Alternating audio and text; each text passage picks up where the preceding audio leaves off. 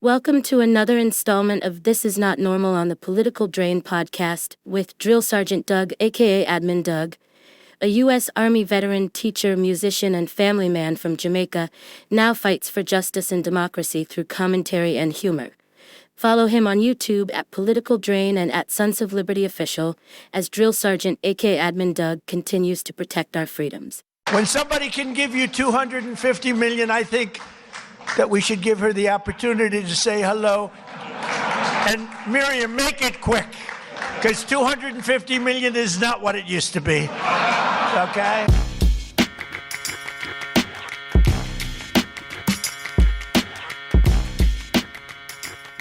What's up, YouTube? Drill Sergeant here, and I've got something to show you. It's very important for multiple reasons. One of them, and not least of them, is the growing narcissism and threat from our orange, tangerine-colored tornado of a president. And I'm going to show you this version because the lawyer that's speaking on Brian Tyler Cohen's show is the same one who's been combating much of the authoritarian creep that he's been putting in place. He, meaning the Toucans of Spray Tan Sam, number 47. So watch this. We'll break it in pieces. Every single piece of this is important. Do not turn away. This is Democracy Watch. Mark, there is a clip that has surged across the news. I'm going to put that on the screen right now. Miriam gave my campaign, indirectly and directly, $250 million. She was number one. When somebody can give you $250 million, I think that we should give her the opportunity to say hello. And Miriam, make it quick, because $250 million is not what it used to be. Okay? Now I met Alan Dershowitz, and he said the legal thing about 4 more years. And I said, Alan, I agree with you. So we can do it. Think about it. Alan's here someplace. Where's Alan? Alan is here. Oh, he had a flight. Alan is here.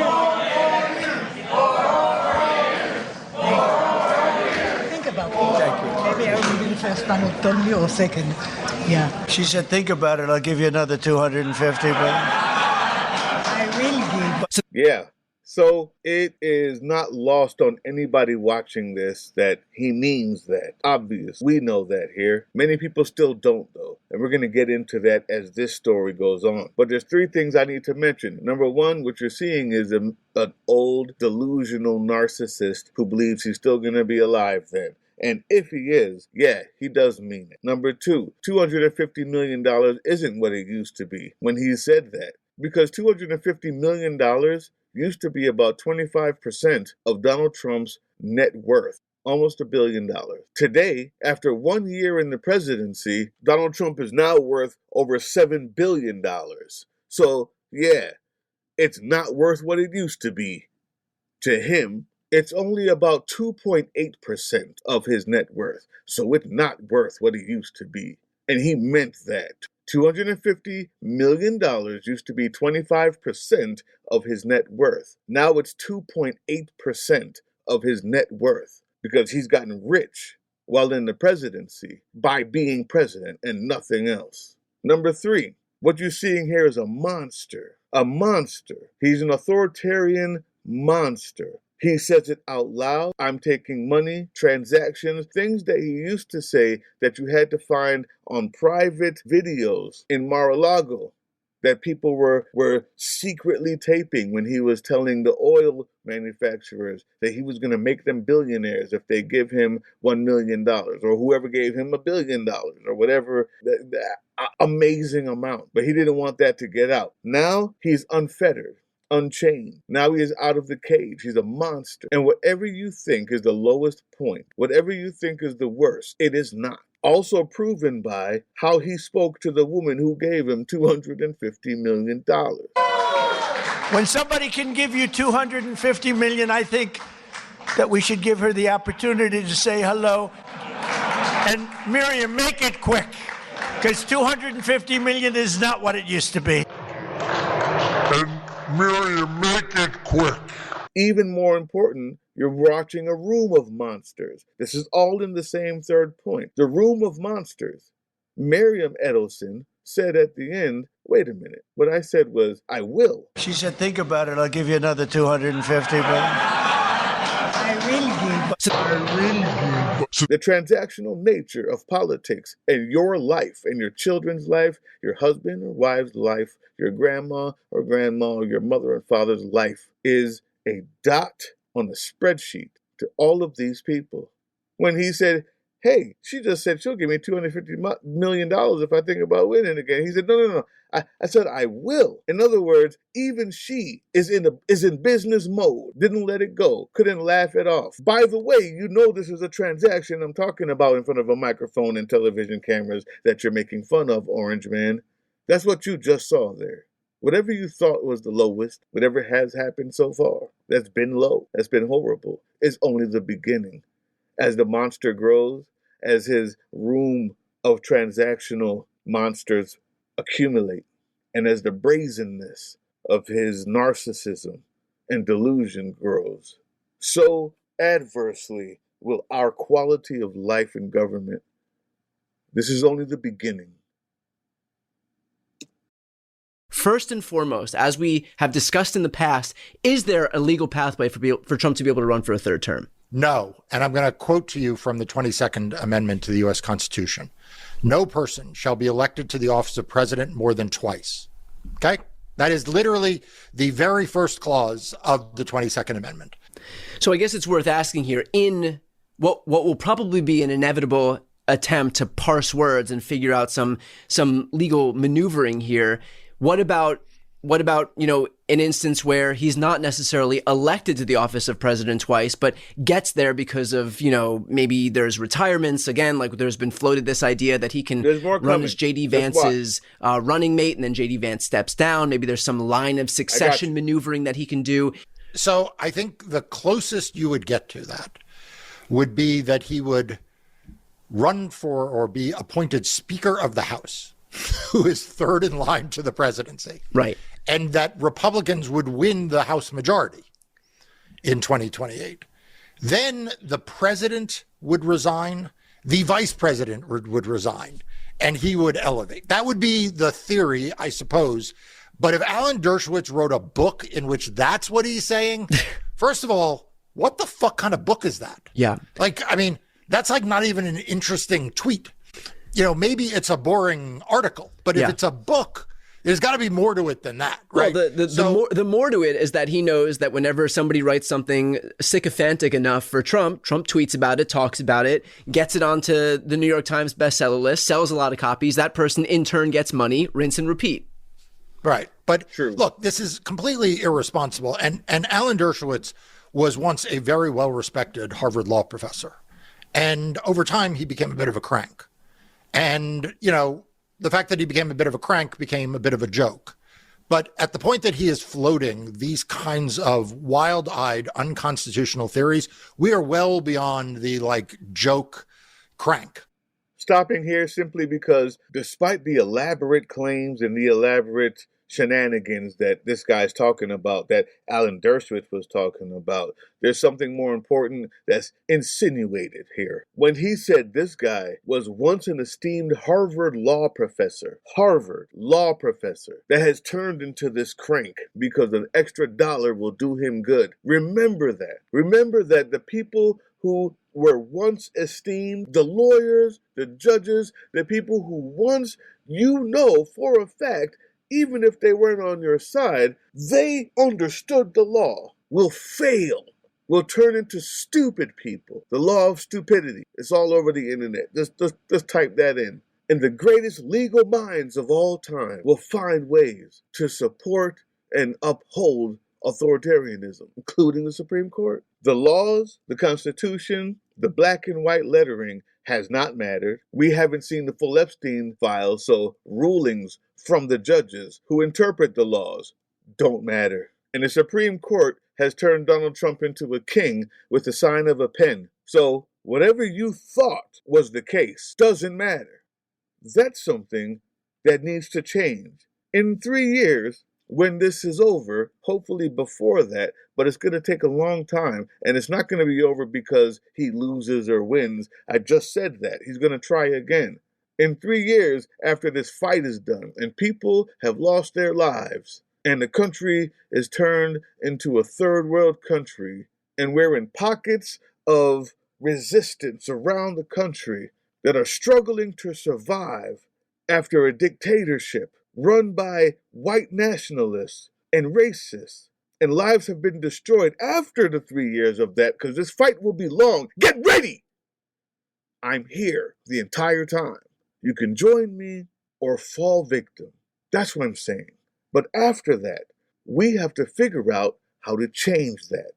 We have to figure out how to change the idea of the most corrupt people being in the judiciary, interpreting the black and white letter of the law so that it is no longer the black and white letter of the law. We can't go back to what it was. This isn't going to make America great again. This resistance isn't about bringing back what we had. It's about changing into something new, because the Supreme Court and the actions of this administration, who still hasn't given us the Epstein file because following the rule of law doesn't matter, and nothing has happened to anybody. Nothing will happen. Nothing will happen.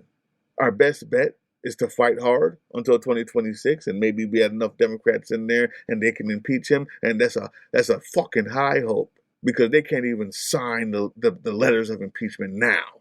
We have to change it. This whole entire place has to change. The government has to change. The rules have to change. You have to get used to that. This is very, very dangerous stuff. And the more that this gets reported by the legacy media, as I saw it in the legacy media, reported as if somehow this may be a thing, right, as opposed to just, this is authoritarianism. This is literally what authoritarians do. The more dangerous this becomes. Third is our media needs to change. That's why we're here. That's why we're here. That's why he gets away with these things. Our inability to name authoritarianism what it is from the beginning with clarity, without both sides in it, has turned people who can barely read, thanks to the Republican education system, which is exactly what they were going for and is what they're hoping to do now to the kids. That's another story, another video. But we have millions, tens of millions of stupid, ignorant imbeciles, uneducated fools. And the idea that the media will both sides and muddy the waters to people like that is why we're here. The next thing that needs to change is our media, our consumption of media, our interpretation of how we teach media to our kids, our literacy of media, our thirst for the knowledge, for understanding of media needs to grow, change, and be taught to younger people now, or else we'll go back to the same place. This is all just one lesson. Part 3. Here's part 4. Why do you think that Trump seems so intent on repeating this over and over and over again? Because, the reality is we've heard this story numerous times. You and I have done videos on this story numerous times. It's always met with the same kind of backlash by people like us. And so why do you think that he purposefully or voluntarily introduces this story into the zeitgeist? Yeah, so again, this is what worries me about the state of democracy right now. It is what worries me about the legacy media. It's the reason why I do these videos with you, Brian, and it is the reason why I need everyone right now to be a subscriber to this channel. And I need you to hit that bell and make sure you get alerted when there's new content, because the fact is the legacy media eats this stuff up. So why does Donald Trump do this? Because he wants to run for a third term, because he wants to serve for president for life, and he wants to violate the Constitution. He is violating the Constitution on other things all the time. So why not throw this in? And the problem is that the legacy media treats this as either not serious or as sort of a debatable legal proposition that the courts will have to sort out. I mean, look what they've done with birthright citizenship, something that could not be clear in the Constitution. But the legacy media loves the idea that there is like two sides to this, and that, right, there are lawyers here and there are lawyers there. The lawyers who are saying that there's no birthright citizenship, they are crackpots. The lawyer who is apparently maybe writing a book saying that he can run for a third term, if he writes that, he is a crackpot. And yet, too many people in legacy media treat these as respectable things. And what it does is it allows Donald Trump to normalize this thing. It allows him to spread a lie And what happened in 2020 is he spread this lie and he spread this lie, and the legacy media told us, don't worry, he'll come to his senses. Don't worry. He just needs time to process it. Don't worry. Don't worry. And the next fucking thing we had was an insurrection that was violent in the nation's capital. Yeah. So is Donald Trump planning on running for a third term? Is he planning on trying to maneuver around it? Or is he trying to inspire his now pardoned army of misfits to rise up with potential violence? Who the hell knows what's in Donald Trump's mind? But we need responsible media to be responsible. But Brian, I've given up on them, which is, like I said, why I need people to pay attention to what Brian is putting on his channel, because it's the only place, it's one of the few places you're going to get it as it is and not filtered through some corporate overlord. There's no venture capitalist standing behind this guy. There's no private equity firm, just off camera telling him what to say. And so I'm sorry to go on a rant about this, Brian, but Donald Trump wants to normalize this, and there are too many fucking parts of society, pardon my language now having sworn 3 times, that are humoring this, and it only fuels it. Number 4 is when independent media, when Owl Media, the brand new media company that Closer to the Edge podcast that I'm very proud to be a part of, comes out, when the Sons of Liberty and when Political Drain, not just Brian Tyler Cohen, says we need you to join. We need you to join Patreon and pay monthly because that money goes to help people in need. We need to help grow the channel. It's not because we're greedy monsters. We don't have a corporate overlord, but it's because the only way that everything that I said before stops and the new things start is if we get rid of the old media. Join, subscribe, pay for the paid joining. Subscribing is free. As many as you can. As many as you can. Because if you think it's just because you need to hear what's new and what's real, that's the smallest part of it. The truth is, by joining and subscribing and paying and not feeding the other monster, the corporate, you're saving this country. It's that serious. And it's hard to relay that to you without sounding, hyperbolic and greedy or like a used car salesman. But I don't know how else to say it. The time to fight is now. And the America that we're going to have to rebuild is only going to happen if we destroy the old one, the old media. Turn it off. Don't pay for it. Give those dollars to independent media. The time to fight is now. Hey, yeah, you.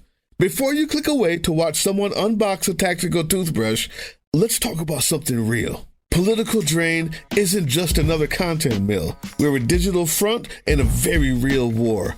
Not with bullets, but with ideas, with action, and with solidarity. We pair urgent news with critical education. And we build community around actual resistance, not the hashtag kind. The kind that moves. But here's the thing. None of this is free. It isn't.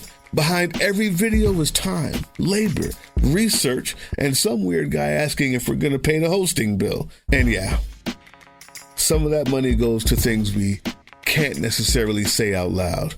If you know, you know. Let's just say our special ops aren't Call of Duty LARPers. They're people making real moves to protect, uplift, and organize. You're not just funding a channel. You're funding a resistance network in a world where capital still calls the shots. Unfortunately, in a system built on artificial scarcity, even mutual aid has a price tag. And if we want to grow, if we want to win, we need your help. We need your help. So if you've got even a few bucks to spare, toss it our way. It's not for ads. It's not for merch drops, but for people making moves in the shadows so others can do it in the light. It's just us and you. So fund the mission, fund the fight, fund the future, because nobody's coming to save us. We save each other. That's how this works.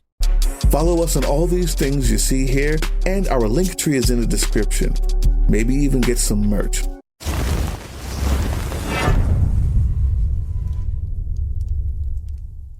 That was the Political Drain podcast, which can be heard on www.groovechillradio.com/political-drain and can be viewed on the Political Drain YouTube channel anytime. Once again, thank you for listening to Groove Chill as we resist fascism in any form, pursue democracy, peace, and love.